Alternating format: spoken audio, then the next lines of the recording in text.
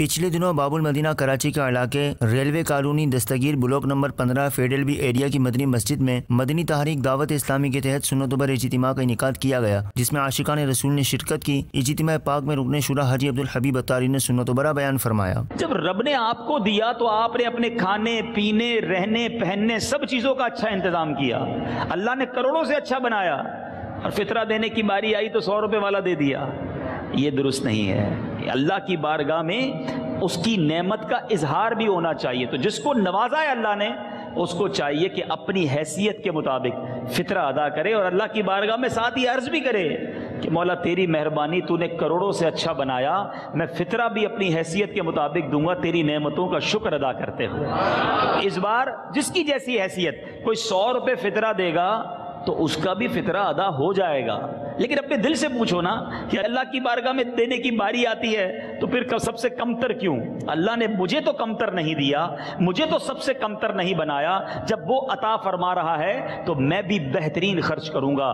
बुखारी और मुस्लिम की हदीस है, प्यारे आका अलैहिस्सलातु वस्सलाम फरमाते हैं, खर्च करो तुम पर खर्च किया जाएगा। ये गिन गिन कर खर्च ना करो वरना तुम्हें भी गिन गिन कर अता किया जाएगा।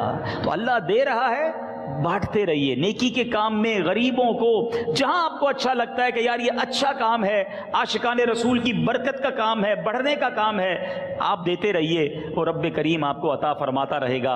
अल्लाह ताला माह रमज़ान की हम सबको बरकतें अता फरमाए। उधर बाबुल मदीना कराची के इलाके डिफेंस फेज 8 खयाबान रूमी में भी एक इज्तिमा का इनेकाद किया गया, जिसमें रुकने शुरा हाजी अब्दुल हबीब अत्तारी ने खुसूसी बयान फरमाया और आशिकान रसूल को मदनी फूलों से भी नवाजा। कुरान वो अमल है जिससे फरिश्तों का नुज़ूल होता है। जी हाँ, एक बार हजरत उसैद बिन हुफैर रज़ियल्लाहु तआला अन्हु, आप कहते हैं मैं कुरान सूरह बकरा की तिलावत कर रहा था अपने घर में, करीबी मेरा बच्चा था बाहर सहन में और एक घोड़ा भी बंधा हुआ था। बुखारी की हदीस है जिसका मजमून है, घोड़ा उछलने लगा, आप कुरान पढ़ रहे थे, घोड़ा बिदकने लगा, आपने कुरान पढ़ना बंद कर दिया, घोड़ा भी काम डाउन हो गया, आपने फिर कुरान पढ़ना शुरू किया, फिर घोड़ा बिदकने लगा, आपको डर लगा कि कहीं बच्चे को चोट ना हो जाए, आप फिर खामोश हो गए, घोड़ा भी काम डाउन हो गया। थर्ड टाइम जब आपने कुरान पढ़ा फिर घोड़ा बिदकने लगा, आपको रियलाइज हुआ कि ऐसा ना हो बच्चे को तकलीफ हो जाए।